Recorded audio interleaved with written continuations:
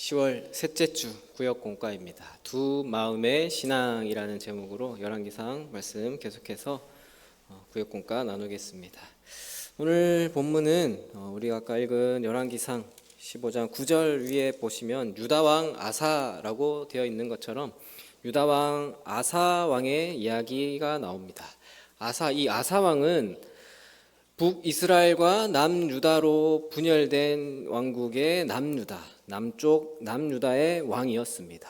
남유다의 다윗의 아들 솔로몬, 솔로몬의 아들 르호보암, 르호보암의 아들 아비암의 아들이 아사가 오늘 나오고 있습니다. 이 아사 왕은 그 유다 땅에서 남색하는 자를 쫓아내고 우상을 철폐합니다. 또 아세라상을 세운 이 할머니마저 13절에는 어머니라고 나오는데 할머니에까지 폐위를 시켜버려요. 할머니지만 이제 그 폐위를 시킬 정도로 아사왕은 하나님을 사랑하는 마음으로 여러 부분에서 개혁을 추진했습니다. 그러나 전심으로 하나님을 따르지는 못했습니다. 산당 제사를 철폐하지는 못했고요. 산당을 없애지는 못했고 북이스라엘의 공격을 막기 위해서 이제 남유다에 있으면서 북이스라엘이 공격을 하는 그 입장에서 하나님을 의지하는 게 아니라 다른 외세의 힘을 의존을 했고요. 그래서 하나님께로 온전히 향하지 못했던 그 마음은 아사가 가지고 있었던 그 여러 통치의 부분에서도 아쉬움이 남는 부분입니다. 오늘 이와 관련해서 함께 질문과 함께 살펴보도록 하겠습니다. 1번부터 보시면 아사는 유다 땅에서 음행과 우상 숭배를 철폐하는 개혁을 시도합니다. 자, 1번 아사가 시행한 개혁적인 행동은 무엇입니까? 자, 우리 또 말씀 한번 같이 읽어볼까요? 9절입니다. 읽겠습니다. 함께. 이스라엘의 여로보암 왕 제20년에 아사가 유다 왕이 되어 예루살렘에서 41년 동안 다스리니라. 그의 어머니의 이름은 마아가라 아비살롬의 딸이더라. 아사가 그의 조상 다윗같이 여호와 보시기에 정직하게 행하여 남색하는 자를 그 땅에서 쫓아내고 그의 조상들이 지은 모든 우상을 없애고 또 그의 어머니 마아가가 혐오스러운 아세라상을 만들었으므로 태우의 위를 폐하고 그 우상을 찍어 기드론 시냇가에서 불살랐으나. 자, 아사가 시행한 개혁적인 행동이 무엇이냐라면 남색하는 자를 그 땅에서 쫓아내고 또 우상을 불태우고요. 또 아세라상을 만든 태후, 이제 할머니의 그 태후의 위를 폐했습니다. 자, 남유다에서 아사 왕 41년 통치 기간 동안에 남유다 땅에서는 이 아사가 41년을 통치하고 있는데 그때 그 동시에 그 기간 동안 북이스라엘에서는요 7명의 왕이 바뀌어요. 여로보암, 나답, 바하사, 엘라, 시므리, 오므리, 아합 이렇게 7명의 왕이 바뀌는데 아사의 아버지 아비암이 3년밖에 통치하지 못했던 것과 비하면은 지금 아사는 41년 동안 비교적 장수한 왕이었습니다. 아사 왕은 41년을 통치하면서 개혁을 통해서 남유다를 종교적으로 또 정치적으로 안정을 시켰습니다. 구체적으로 어떤 일을 했냐면 오늘 말씀에 나오는 것처럼 남색하는 자를 쫓아냈고요. 또 우상을 없애고 심지어 선 왕의 어머니 아비암의 어머니인 그러니까 할머니의 태후 마아가가 세운 아세라상도 찍어서 불사름해서 태우라고 나오는 이 할머니의 폐도 위해버리고 그 정도로 개혁을 했어요. 자, 근데 여기서도 보면은 어머니가 나오고 또 2절에서 마아가의 그의 어머니 이름은 마아가요라고 나오는데 히브리어에는 지금 현대 히브리어에는 있는데 이 당시 성경 히브리어에는 어머니라는 단어밖에 없어요. 할머니도 어머니 단어를 쓰고 증조 할머니도 어머니라는 단어를 쓰고 마찬가지로 아버지라는 단어도 아버지라는 단어를 쓰고 또 할아버지도 아버지라는 단어를 써서 선조를 표현할 때 다 한 아버지라는 단어를 써서 할아버지든 그냥 문맥을 통해서 알거든요. 그래서 어머니라고 나오지만 할머니예요. 할머니의 그 태우의 자리까지 위패를 시켜버립니다. 폐위를 시켜버립니다. 또 남색하는 자를 쫓아냈다고 하는데 남색하는 자, 그러니까 남창, 창기라고 하는 표현이죠. 이 당시에 신전에는 창기를 두고 성적으로 음란한 행위를 하는 그런 행동이 있었는데 그게 이방 종교의 전통이었습니다. 그 가나안 이방 종교의 전통에 그 전통을 그대로 따와서 그대로 행하고 있었던 것을 없애버린 겁니다.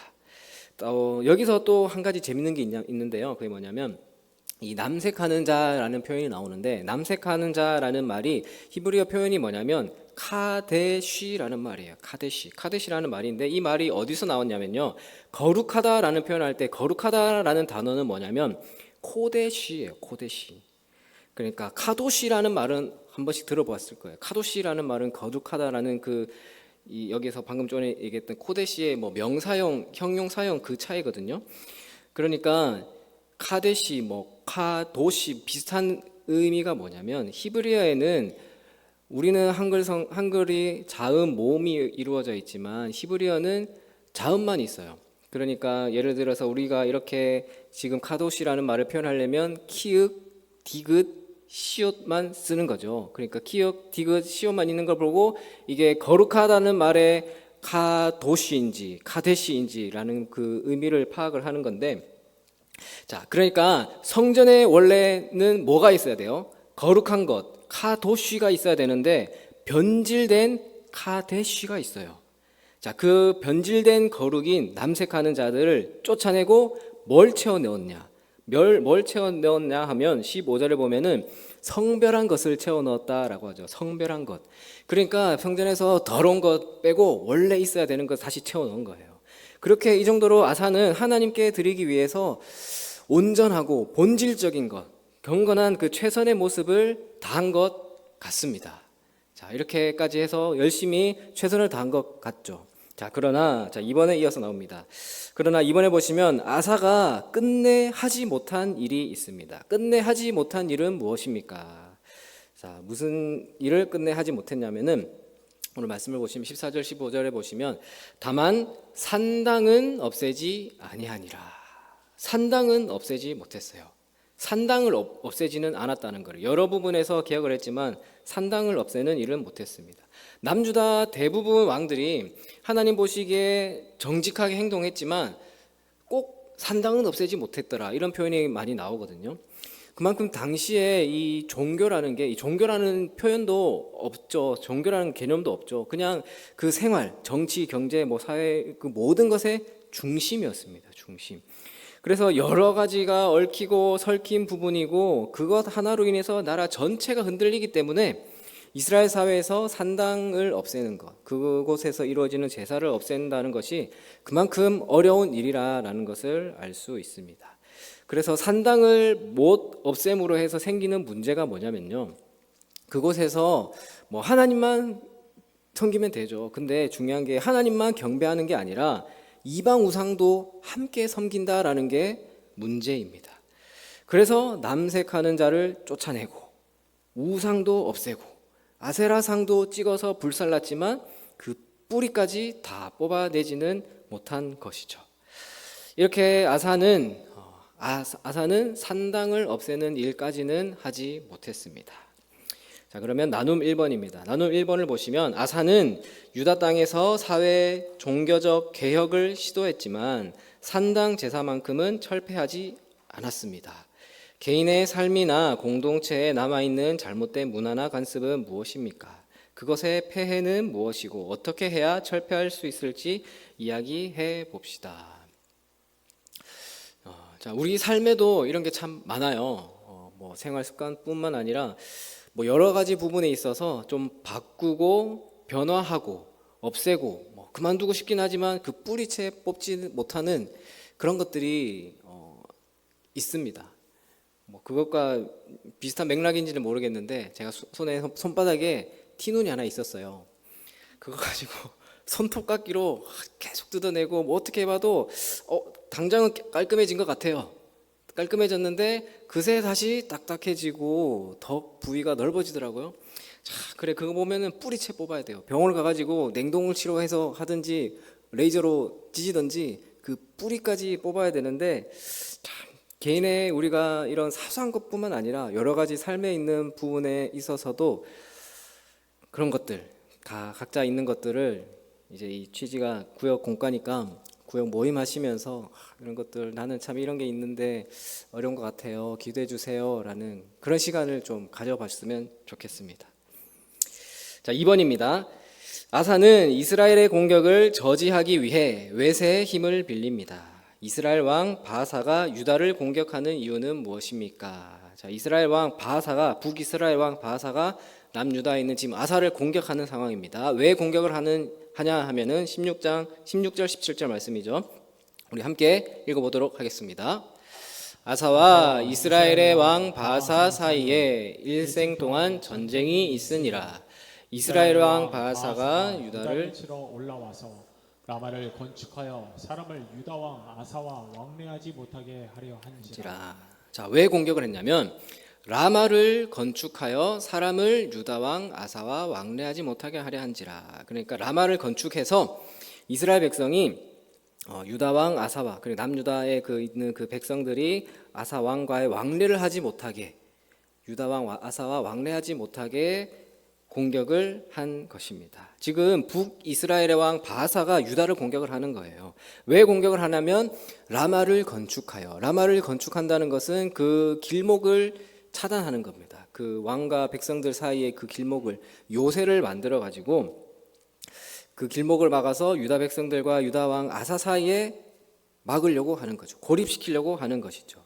라마가 그 남유다의 예루살렘 북쪽에 8km 정도 떨어진 곳이라는데 원래는 베냐민 지파에게 기업으로 분배된 땅이었습니다. 그러니까 라마가 점령을 당하면 예루살렘 전체가 이제 위태로워질 수 있는 것이죠. 그래서 나중에 32절을 보시면 뭐라고 나오냐면 아사와 이스라엘의 바하사 왕 사이에 일생 동안 전쟁이 있으니라. 계속해서 그런 문제 때문에 서로 전쟁을 하는 겁니다.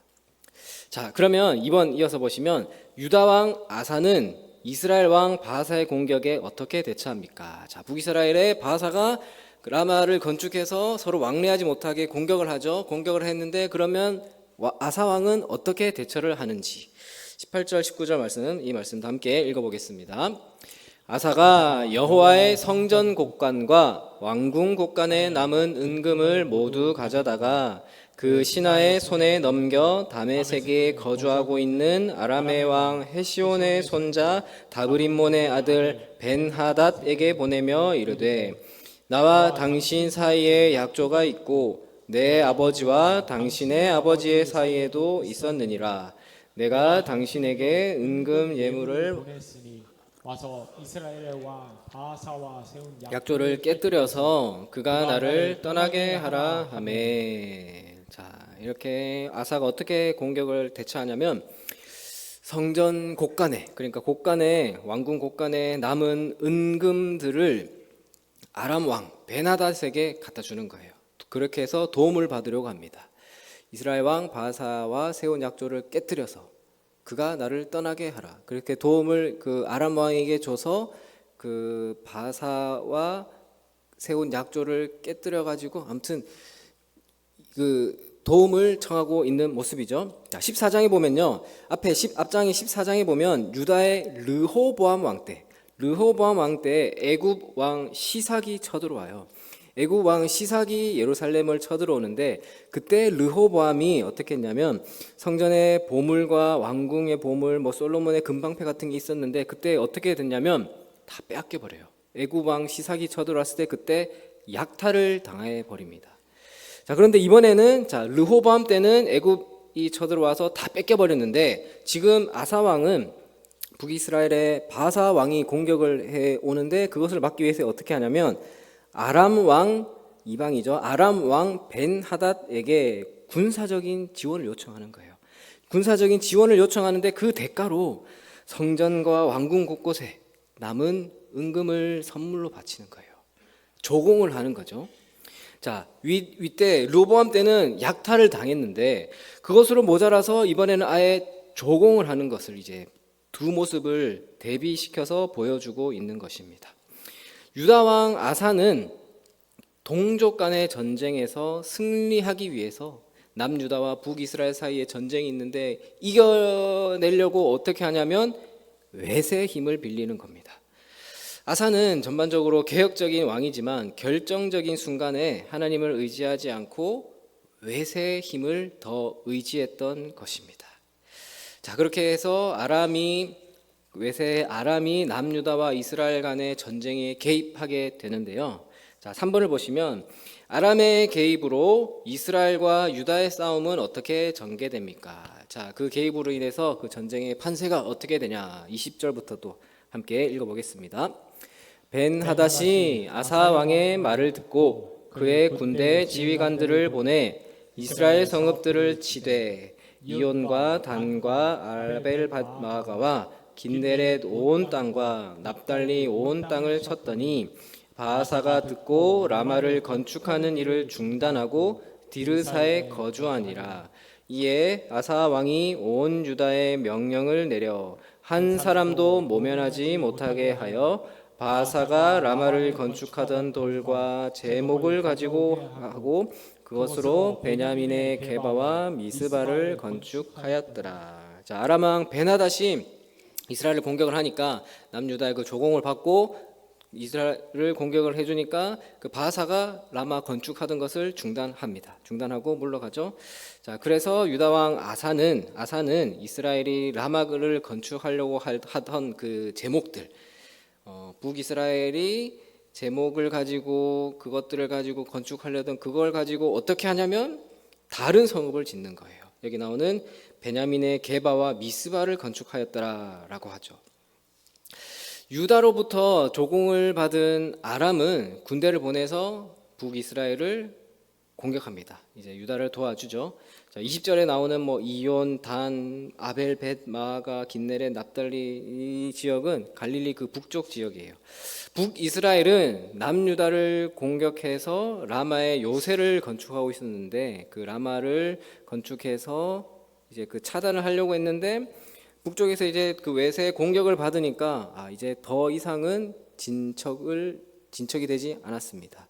그래서 남유다 아사 왕은 그 북이스라엘이 해오던 거, 그 라마 건축하던 게 멈추니까 중단되니까 그렇게 하게 되니까 바로 어떻게 하냐면 그 라마 근처에 있는 게바와 미스바 성읍을 건축을 합니다. 이렇게 아사 왕은 우상을 철폐하고 여러 가지 개혁적인 것을 했지만 실제 정치에서는 개혁을 하되 하나님을 의지하기보다는 외세, 그러니까 아람, 자기 힘보다는 다른 성읍을 또 막 짓고 또 게바 미스바를 건축해서 내가 이제 다시 안전하게 보호해야겠다라는 하나님을 의지하는 모습을 보여주지 않는 것입니다. 그러니까 외세와 자기의 힘을 더 의지하는 모습을 보여주고 있습니다. 자, 이제 다시 나눔 2번을 보시면 이스라엘 왕 바하사가 예루살렘 근처에 라마를 차지하고 요새로 만들려고 한 이유는 이스라엘 백성이 예루살렘 성전 제사에 참여하는 것을 막기 위함이었습니다. 정치적인 사욕으로 백성이 예배하는 일까지 막은 것입니다. 지구촌 곳곳에서 사회, 정치적 억압 때문에 마음껏 예배드리지 못하는 사례를 알고 있다면 이야기하고 그들을 위해 기도합시다. 자, 이 내용을 가지고도 나눔을 한다면 제가 생각을 해보니까 참 그 내용이 딱 떠오르더라고요. 우리 집사님 기도도 하셨는데 지금 뉴스에 나오는 게 대부분 그 이스라엘 땅에 일어나는 일들이죠. 그 내용과 관련해서 예배를 드리지 못해서 서로 예배를 지키려고 그렇게 일어나는 일들은 아니에요. 그렇지만 그 모습이 참 떠오르면서 저도 관심이 있어가지고 계속 뉴스도 찾아보고 여러 전문가 인터뷰들을 찾아보니까 제 개인적인 정치 견해가 아니고요. 공통적으로 하는 말들이 그거예요. 우리가 뉴스를 보고 있지만 이스라엘과 팔레스타인 간의 대결이 아니다라고 하더라고요. 그러니까 유대교와 이슬람 종교 간의 전쟁이 아니에요. 하마스라고 하는 그 팔레스타인 이슬람 극우 세력이라고 하는 일종의 테러 조직이라고 하더라고요. 그 사람들과 지금 이스라엘 간의 전쟁인데, 근데 우리는 우리는이라기보다는 어떤 사람들은 다 이스라엘 땅에 일어나는 일이다 보니까 종교적으로 우리 이 성경적으로만 보려고 하는데, 한마디로 말하면 영토 전쟁이기 때문에 우리가 쉽게 뭐 이러쿵저러쿵 할 수 없겠지만, 또 분명하게 보이는 건 그 일들로 인해서 여러 명의 민간인들이, 아이들부터 해서 여러 죄 없는 사람들이 피해 입는 모습을 보니까 참 마음이 아팠습니다. 그래서 뭐 사회 정치적 억압 때문에 예배를 드리지 못한 이런 상황은 아니지만, 우리가 그냥 표면적으로 봤을 때 그래 뭐 이스라엘 유대교와 뭐 이슬람교의 전쟁이라면 그것을 보고 있는 우리는 기독교인으로서 그것을 어떻게 바라보고 참 그들을 위해서 어떻게 하면 좋을까라는 생각을 해봤을 때 참 기도밖에 할 수 없는 상황이더라고요. 또 우리랑 먼 이야기라고 생각하기보다는 참 우리도 휴전 국가이기 때문에 함께 기도했으면 좋겠습니다. 그런 기도하는 마음으로 또 이런 내용 아니더라도 함께 품고 기도하고 또 함께 나눌 수 있었으면 좋겠습니다. 또 마지막으로 나눔 3번입니다. 3번을 보시면 아사 왕은 개혁적이면서도 세상의 힘도 의지하는 이중적 태도를 보입니다. 이것은 결국 하나님을 온전히 의지하지 못하고 있다는 방증입니다. 문제의 상황을 타개하기 위해 선택한 현실적 해결책이 하나님을 향한 불신이 되는 경우는 언제인지, 불신과 지혜를 구분하는 기준은 무엇인지 이야기해 봅시다. 자, 우리 사랑하는 성도 여러분, 우리도 신앙을 가지고 있죠. 신앙을 가지고 신앙생활을 하면서 하나님께 의지하고자 하지만 세상의 힘을, 오늘 아사왕이 아람의 도움을 구했던 것처럼 세상의 힘을 우리가 바라보고 있지는 않은지, 그것을 우선하고 있지는 않은지 참 돌아보게 됩니다. 아사왕이 그랬죠. 우리는 삶을 살아가면서 어느 순간에는 하나님을 의지하게 되는데 하나님께 순종하며 살아갈 때가 있지만, 또 어느 순간에는 하나님이 아닌 다른 것을 의지하며 하나님께 불순종하는 그런 삶을 살아가는 경우가 있습니다. 성경의 다윗도 밧세바를 범함으로 해서 하나님의 말씀에 불순종했습니다. 하지만 다윗은 평생의 삶에 하나님을 의지하면서 하나님께 순종했습니다. 오늘 나오는 이 아사의 아버지 아비암은 전쟁에서 어느 순간에는 하나님을 의지했어요. 전쟁의 순간에는 하나님을 의지했지만 평생을 우상을 숭배했거든요. 자, 그리고 오늘 본문의 내용에 나오는 아사는요, 평생을 오랜 기간 동안 41년을 통치하면서도 하나님 앞에서 올바르게 살아가려고 했어요. 또 여러 가지 우상도 없애고 개혁적인 모습을 보였지만 정작 전쟁의 순간에 어떻게 했습니까? 아람의 강대국을 의지했습니다. 우리 모습도 이런 모습과 다르지 않다라는 것입니다. 그렇기 때문에 우리는요, 이제부터라도 결단을 했으면 좋겠습니다. 내 평생에 세상과 하나님 사이에서 줄다리기 하고 저울질하는 것이 아니라요, 하나님을 의지하며 살기를 마음에 두고 실천하기를 결정하기를 또 결단해야 하는 것입니다. 그러한 결단을 통해서 그런 삶을 살아갈 때 비록 세상 속에서 우리가 삶을 살아가지만 그 가운데서 어떤 특정 순간에 어느 순간에 하나님을 의지하지 않게 되는, 분명 우리도 그 순간이 찾아오죠. 다 있잖아요. 그래서 그 순간 우리가 비록 넘어질지라도 곧바로 주님께 회개하고 다시 주님을 의지하며 살아갈 수 있는 거예요. 그래서 다시 제자리로 돌아올 수 있는 구심력이 중요한 겁니다. 그래서 사랑하는 우리 성도님들은요, 언제나 어느 순간에도 하나님을 의지하면서 하나님께 순종하면서 살기로 결단하며 나아가시는 여러분들이 다 되시기를 주님의 이름으로 축원합니다.